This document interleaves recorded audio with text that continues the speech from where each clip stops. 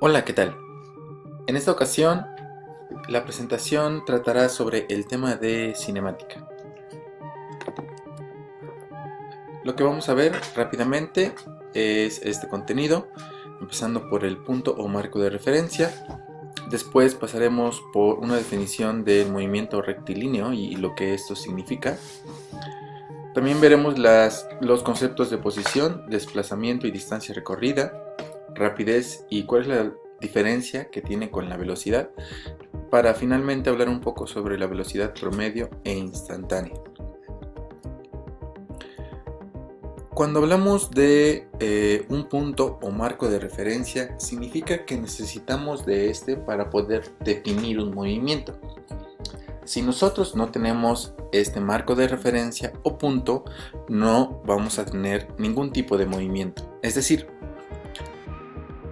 supongamos que voy corriendo,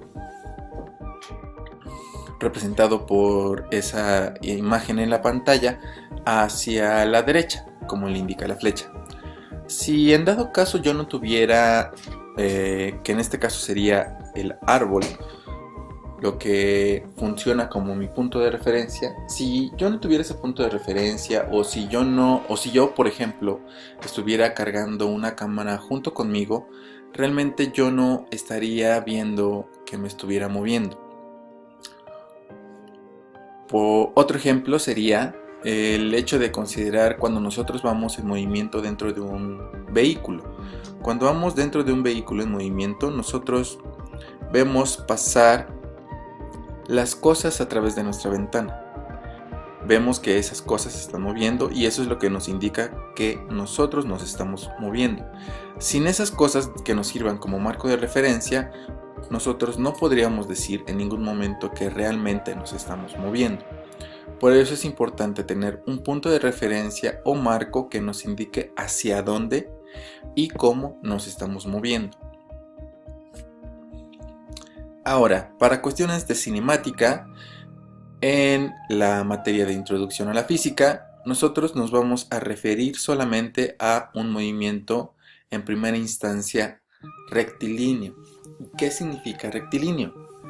Esto lo vamos a entender como que el movimiento solamente se ejecuta en una sola línea recta.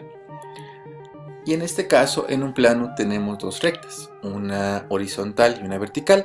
Por lo tanto, nuestros objetos se van a mover ya sea a la izquierda o derecha o hacia arriba y abajo.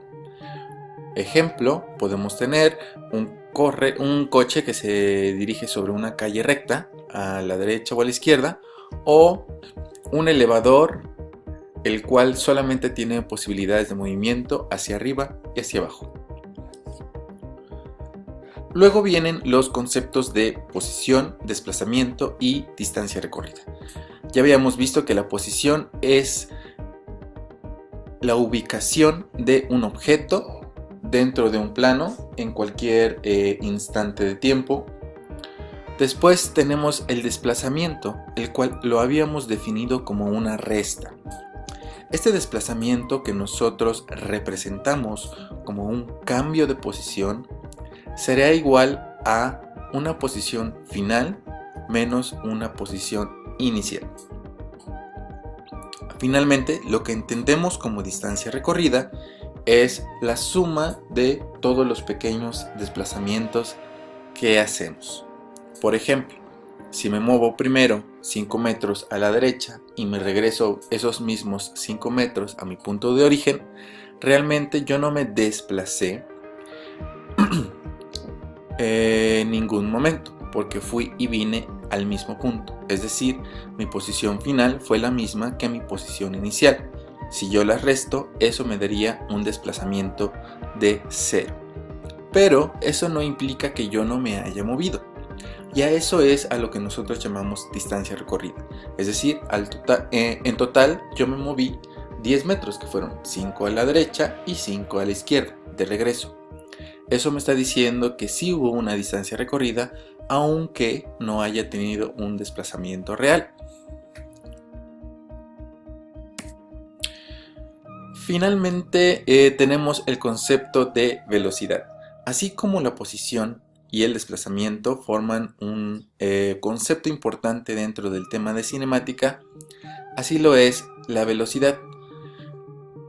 Y hay que hacer una distinción bastante oportuna en cuanto a los conceptos de rapidez y velocidad. Ya veníamos hablando en la materia de que en general en la física nosotros utilizamos los conceptos de forma diferente. Por eso es importante tener claro qué significa cada uno. Así entonces, cuando hablemos de velocidad, nos vamos a referir a una cantidad vectorial. ¿Qué significa esto? Que esta cantidad, la velocidad, va a tener una magnitud y una dirección. Porque no va a ser lo mismo decir que nos movemos 5 metros al norte o 5 metros al sur. Entonces, la velocidad va a ser la razón de cambio de la posición. ¿Y qué entendemos por razón de cambio? La razón de cambio es una razón o proporción entre dos cantidades. En este caso estamos hablando de el cambio que existe en la posición entre el cambio que existe en el tiempo. Eso nos dice qué tan rápido va cambiando su posición conforme va pasando el tiempo. Y si hablamos de rapidez, en este caso hay que considerar que la rapidez es una cantidad escalar, lo que significa que solamente tiene magnitud, no tiene dirección. Así que solamente hablamos de la magnitud de la velocidad. Si bien estas dos cantidades o estos dos conceptos se relacionan con la misma magnitud física, que es algo que me dice qué tan rápido me estoy moviendo, por un lado la velocidad me dice no solamente qué tan rápido, sino hacia dónde, mientras que la rapidez solamente me está diciendo el número. Es decir, si tenemos una velocidad de 15 metros y me estoy moviendo a la derecha, la rapidez podría considerarla solamente como esos 15 metros y la velocidad tendría que incluir la dirección hacia donde me estoy moviendo.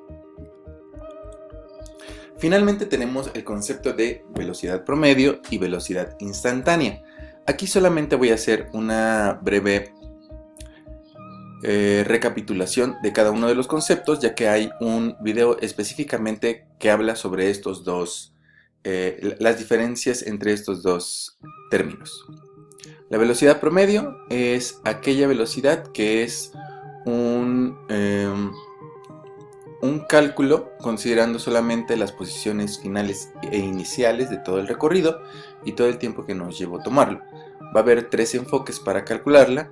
Hay un enfoque gráfico, una ecuación, se puede calcular por medio de una ecuación o por medio de una tabla.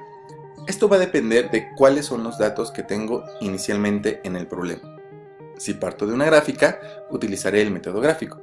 Si parto de una ecuación de posición, ahí puedo utilizar otro tipo de método. Y finalmente, si los datos ya los obtengo de una tabla, entonces será más fácil mi cálculo. Eso con respecto a la velocidad promedio. Luego, con respecto a la velocidad instantánea, aquí también tengo tres enfoques para calcularla. Tengo un método gráfico, en donde voy a ocupar una gráfica de posición.